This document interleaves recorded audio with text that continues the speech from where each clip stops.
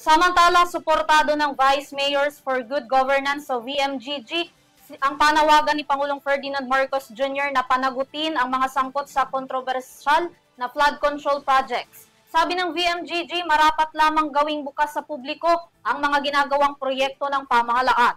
Narito ang aking report. Nadaragdagan pa ang mga lokal na opisyal sa bansa na nagkakaisa para suportahan ang isinusulong na full transparency, accountability at justice sa maanumalyang flood control projects na sunod-sunod na didiskubre mismo ni Pangulong Ferdinand Marcos Jr. Sa pinakabagong listahan ng mga local officials, 39 pa na mga bise-alkalde sa buong bansa ang pumirma sa panawagan na layuning masiwalat lahat ng katiwalian at korupsyon na nagaganap sa ilang proyekto ng pamahalaan.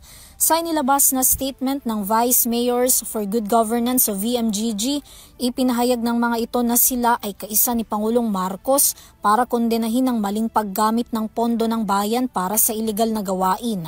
Binigyang diin din ng mga local leaders na kada sentimo na napupunta sa bulsa ng mga korap na opisyal ay nagreresulta ng matinding kapahamakan sa bawat isang Pilipino, lalo na sa usaping flood control project na itinuturing na mahalagang proyekto sa bansa para maiwasan ng malawakang pagbaha lalo na tuwing tag-ulan.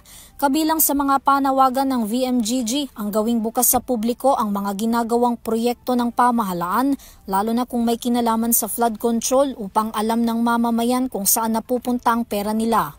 Isa rin sa mga ito ang pagbibigay sa mga lokal na pamahalaan ng karapatan at mas malaking papel sa pagpaplano, pagsubaybay sa proyekto at mabusising pagsusuri kung ang itatayong mga infrastruktura sa kanilang nasasakupan ay mapapakinabangan at hindi lamang dahil sa interes ng mga politiko o negosyante.